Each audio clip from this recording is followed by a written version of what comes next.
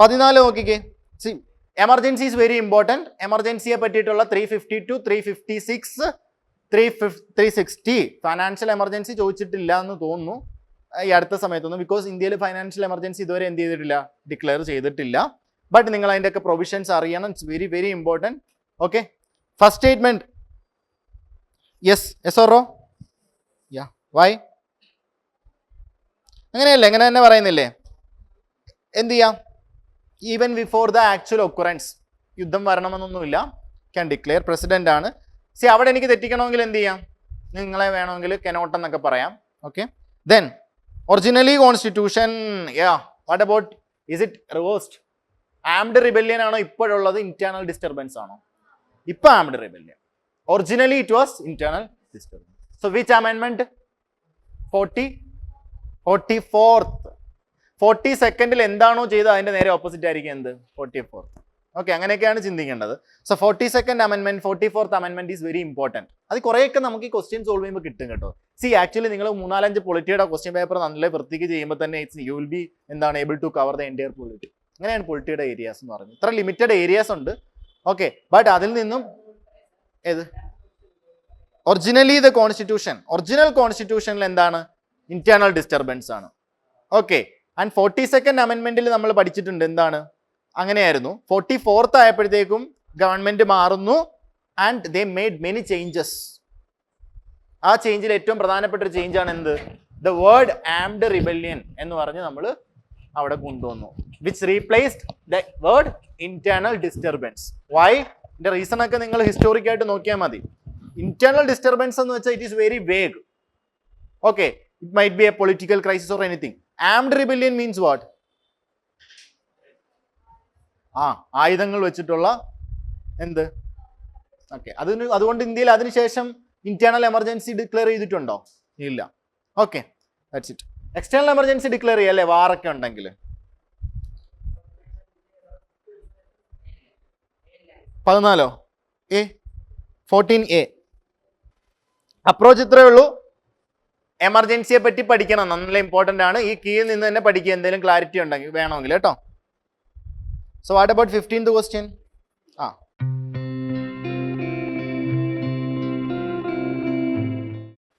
15th question. ആദ്യത്തെ statement everyone will be doubted. Indian constitution is the only democratic constitution in the world which contains a list of, do you think so? Japan ഉണ്ടല്ലേ, ജപ്പാനിലുണ്ട്, പഠിച്ചിട്ടുണ്ട് അല്ലേ? Yes, correct. Okay, Indian constitution മാത്രമേ ഉള്ളൂ ലോകത്തിൽ duties correct ആയിട്ട് list ചെയ്തിട്ടുള്ളത്. നിങ്ങൾ തെറ്റായിട്ട് എടുത്തില്ലേ ഇത്? ആർക്കെങ്കിലും തോന്നിയോ നമ്മുടെ കോൺസ്റ്റിറ്റ്യൂഷൻ മാത്രമാണെന്ന്? അവർ കോൺസ്റ്റിറ്റ്യൂഷൻ ഈസ് എന്നൊക്കെ പറഞ്ഞ് അതിനോട് കുറച്ച് ബഹുമാനം കൂടിയിട്ട് എടുത്തോ? ഇല്ല. ഓക്കെ, നമ്മുടെ കോൺസ്റ്റിറ്റ്യൂഷൻ മാത്രമൊന്നുമല്ല. Duty to pay taxes, is it a fundamental duty? But it was recommended by whom? Swaran Singh. Initially നമ്മൾ പറഞ്ഞിരുന്നു, റെക്കമെൻഡ് ചെയ്തിരുന്നു duty to pay taxes, but it is not a duty.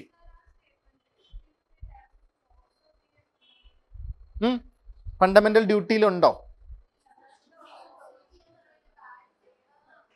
അല്ലല്ല, should also be a duty to pay taxes. Should also, should എന്നുള്ള word അല്ലേ? Okay okay okay okay. അപ്പൊ ആ question ഇട്ട ആൾ ഉദ്ദേശിച്ച് ഇത്രേ ഉള്ളൂ. എന്താണ് ഡ്യൂട്ടി ടു പേ ടാക്സ് എന്ന് പറയുന്നത്? ഫണ്ടമെന്റൽ ഡ്യൂട്ടി ആണോ?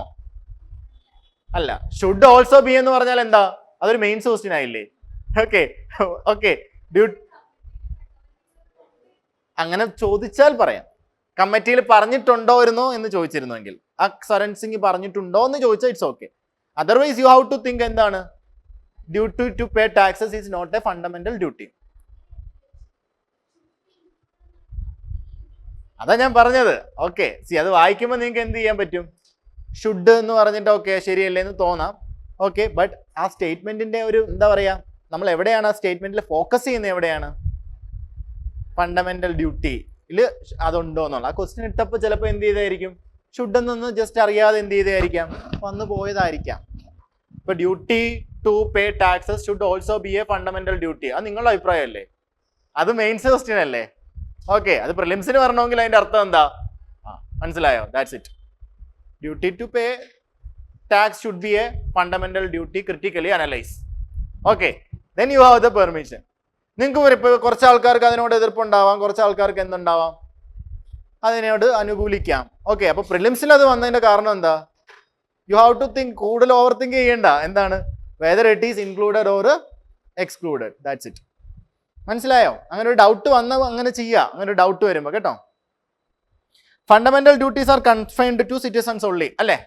ഫണ്ടമെന്റൽ ഡ്യൂട്ടീസ് പുറത്തു വന്ന ഒരാളോട് ഇത്ര ഡ്യൂട്ടീസ് ചെയ്യാൻ പറയാൻ പറ്റുമോ നമുക്ക്? പുറത്തു നിന്നൊരു ഫോറിനറോട് ഇല്ല. ഇറ്റ് ഈസ് ഫോർ എന്താണ്? Citizens only. So what is answer? A. പക്ഷേ ഫണ്ടമെന്റൽ ഡ്യൂട്ടീസിൽ കൃത്യമായിട്ട് നമ്മൾ പറയുന്നുണ്ട് എന്താണ്? It should be, it is for citizens. അപ്പൊ നമ്മൾ ഓവർ തിങ്ക് ചെയ്യരുത്. അത് നമ്മളുടെ രാജ്യത്ത് വരുന്ന ഫോറിനേഴ്സിനും കൊടുക്കണം, because they should also respect എന്താണ്? National flag. അങ്ങനെ അങ്ങ് ഓവർ തിങ്ക് ചെയ്തിട്ട് എന്ത് ചെയ്യരുത്? തെറ്റിക്കരുത്. It is clearly mentioned in your book. Okay, next one is a good question. Tell me, first statement is right or wrong? Nominated members of parliament and state legislative assemblies play a role in electing president. ഇതിനു മുമ്പ് നമ്മൾ പറഞ്ഞല്ലേ? No. All doubts and disputes in connection with the election of presidents are inquired into and decided by the Supreme Court. Okay, നിങ്ങൾക്ക് അത് doubt ഉണ്ടായിരുന്നു എന്ന് കരുതുക. അത് കഴിഞ്ഞിട്ടൊരു കാര്യം പറയുന്നുണ്ടോ? Host decision is final. Supreme കോടതി, ഹൈക്കോടതിയുടെ ഡിസിഷൻസ് എപ്പോഴാണ് ഫൈനൽ ആയിട്ടുള്ള? മൊത്തത്തിൽ can be challenged in the Supreme Court, whatever it may be. Okay, so ആ സ്റ്റേറ്റ്മെന്റ് ശരിയോ തെറ്റോ? തെറ്റല്ലേ? And what about MPs and MLA election? അതെവിടെയാണ് നമ്മൾ ചലഞ്ച് ചെയ്യുന്നത്? ഹൈക്കോടതി. അപ്പൊ അങ്ങനെ ഡൗട്ട് വരുമ്പോൾ നിങ്ങൾ ആരെ പറ്റി ആലോചിക്കും? ഇന്ദിരാഗാന്ധിയെ പറ്റി ആലോചിച്ചാൽ, അലഹബാദ് ഹൈക്കോർട്ട്. ഇങ്ങനെയൊക്കെയാണ് നമ്മൾ ചിന്തിക്കേണ്ടത്. ഓക്കെ, ക്വസ്റ്റിന് പുറത്തോട്ട് കുറച്ചിറങ്ങണം ഡൗട്ട് വരുവാണെങ്കിൽ. Okay, all doubts. അപ്പം നിങ്ങൾ ആരൊക്കെ തെറ്റിച്ചു? ഹൈക്കോർട്ടാണ് എന്ന് കരുതി ആരെങ്കിലും ഉണ്ടോ? ആ സ്റ്റേറ്റ്മെന്റ് ശരിയായിട്ട് എടുത്ത ആരെങ്കിലും ഉണ്ടോ? ഇല്ലല്ലോ. Then prior actions of president are not invalidated. That is very important. ഇപ്പോൾ ഒരു പ്രസിഡന്റിന്റെ എലക്ഷൻ വോയിഡ് ആണെന്ന് ഡിക്ലെയർ ചെയ്തു എന്ന് വെച്ച് കഴിഞ്ഞാൽ എന്താണ്? വോയിഡ്, വാലിഡ് അല്ല. അപ്പം what happens to the activities that the president already committed? അതെന്താണ്? That is valid. അത് വാലിഡ് ആണ്. Okay, that was a previous year question, I think in 2021. The activities done by the president is valid. മനസ്സിലായോ? ഇനി അതെല്ലാം മാറ്റാൻ പറ്റുമോ നമുക്ക്? കഴിഞ്ഞ 5 വർഷമായിട്ട് ഒരാൾ പ്രസിഡന്റ് ആണ്, 5ാമത്തെ വർഷമാണ് അറിയുന്നത് എന്താണ്? എലക്ഷൻ എന്താണ്? വോയിഡ് ആണ്. അപ്പോൾ കഴിഞ്ഞ 4 വർഷം അദ്ദേഹം സൈൻ ചെയ്ത ഡോക്യുമെന്റ്സ് എല്ലാം നമ്മൾ എന്ത് ചെയ്യണമെന്നാണ് സ്റ്റേറ്റ്മെന്റിൽ പറയുന്നത്? വാലിഡ് അല്ലാതാക്കണം. Is it possible? ഓക്കെ, ആരെങ്കിലും തെറ്റിച്ചോ? എക്സാമിന് ആരെങ്കിലും തെറ്റിച്ചിട്ടുണ്ടോ? ഇല്ലല്ലോ. സത്യസന്ധമായി പറയൂ, നിങ്ങൾ പേടിക്കണ്ട. തെറ്റിച്ചു എന്ന് പറയുന്നതിന്റെ അകത്ത് നല്ല കാര്യമാണ്. Okay, so what is answer? A. Good. 17th one. That is very, very important point regarding Article 32. As of now, writ ആരാണ് ഇഷ്യൂ ചെയ്യുന്നത്? Supreme court and high court. ഈ writ jurisdiction is very important. നന്നായിട്ട് പഠിച്ചോണം. കുറച്ച് clarity ഞാൻ പറഞ്ഞുതരാം. First of all, any other court can be empowered by the parliament. That statement is correct. അത് പഠിക്കണം കേട്ടോ. Then why supreme court may not refuse? Can anyone tell me? Right to constitutional remedies. Parliament can empower. What is article 33? Exceptions അല്ലേ? Article 33 എന്താ നോക്കിയേ? റിബല്യന് കാര്യങ്ങളല്ലേ പറയുന്നത് അതിൻ്റെ അകത്ത്. ഓക്കെ, ആർട്ടിക്കിൾ 32 റിറ്റിൽ പറയുന്നുണ്ട്. നിങ്ങൾ കോൺസ്റ്റിറ്റ്യൂഷണൽ റെമഡീസ് എന്ന് മാത്രമേ വായിച്ചിട്ടുള്ളൂ. അതിന്റെ താഴോട്ടൊക്കെ എന്ത് ചെയ്യുന്നുണ്ട്? കൃത്യമായിട്ട് പറയുന്നുണ്ട് കേട്ടോ. Then tell me, supreme court may not refuse. Y?